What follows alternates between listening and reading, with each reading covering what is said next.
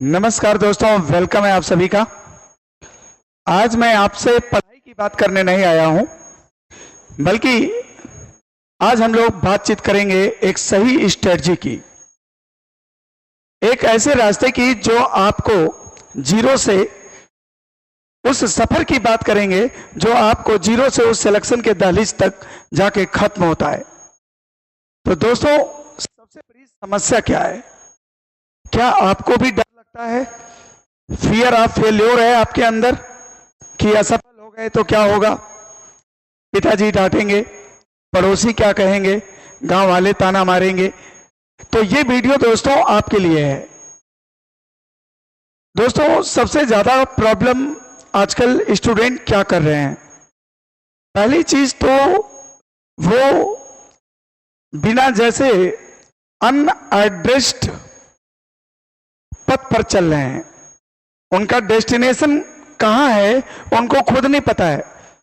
उनके किसी फ्रेंड ने बताया मैं एसएससी की तैयारी करता हूं, किसी रिश्तेदार ने बोला तुम एसएससी की तैयारी करो, तो निकल पड़े, लेकिन प्रॉपर एड्रेस्ड लिफाफा उनके पास नहीं है। अगर प्रॉपर डेस्टिनेशन पर पहुंचना है मेरे भाई, तो आपके पास प्रॉपर मैप होना चाहिए। जैसे आजकल किसी भी सिटी में आपको जाना है तो आप गूगल कर लीजिए, बहुत इजीली आप पहुंच जाएंगे।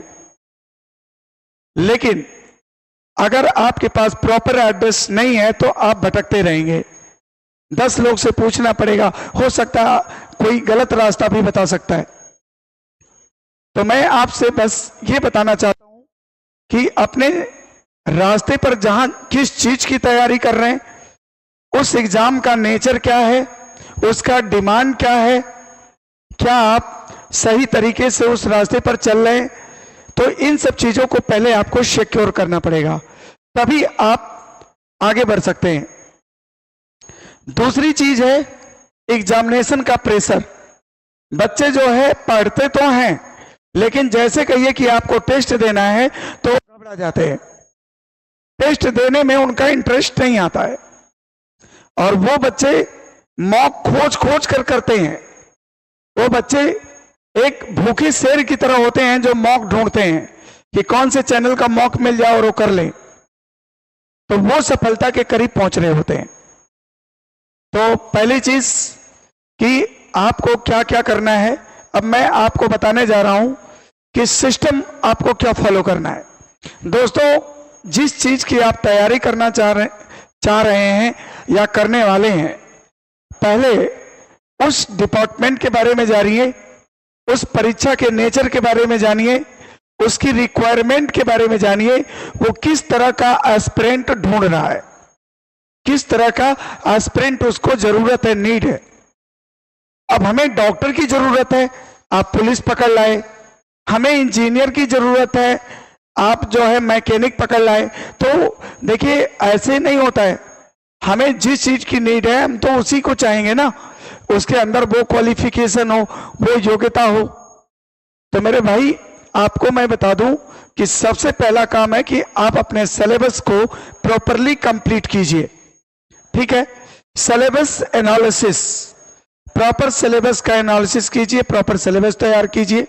दूसरा क्या करना है, PYQs, प्रीवियस ईयर क्वेश्चन, जितने भी लेटेस्ट 3-4 सालों में एसएससी ने परीक्षा को कंडक्ट कराया है, उन लेटेस्ट PYQs को करिए, ताकि आपको पता चल सके कि उसकी डिमांड क्या है। तीसरा आता है एग्जामिनेशन प्रेशर। एग्जामिनेशन प्रेशर को हम कैसे रिलीज कर सकते हैं, इसके लिए आपको करना है मॉक टेस्ट। बच्चे इंतजार करते रहते हैं कि जब हमारा पूरा सिलेबस कंप्लीट हो जाएगा तब हम मॉक टेस्ट देंगे। तो दोस्तों, आपको इंतजार नहीं करना है। जैसे आपका 40% 30% सिलेबस कंप्लीट होता है, वैसे आप at least 1 full length mock test देना शुरू कर दें। एक मॉक टेस्ट का मतलब होता है 4 से 5 घंटे एनालिसिस लेकर के आपको देना पड़ेगा। दोस्तों, जब आप 100% सिलेबस को कंप्लीट कर लेंगे तो पहले 2 महीने PYQs करिए, PYQ करने के बाद फिर आप जो है मॉक टेस्ट देना शुरू कीजिए। और जब मॉक टेस्ट देना शुरू करोगे तो याद रखना कि शुरुआत पहले तो आप एक सिंगल मॉक टेस्ट दीजिए, लेकिन आगे चल करके दो मॉक टेस्ट आपको देना है, ठीक है, एक मॉर्निंग और एक इवनिंग। जो अभी आपको 5 घंटे का समय लगेगा वो आगे चल करके 2 से 3 घंटे में कन्वर्ट हो जाएगा, जिसमें आप मॉक टेस्ट भी दे पाएंगे और एनालिसिस भी कर पाएंगे।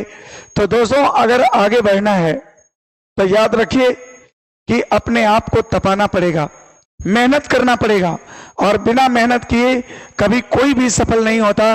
तो मैं आप लोग को यही कहना चाहूंगा कि दोस्तों, अपने हौसले को जिंदा रखिए और आगे बढ़िए।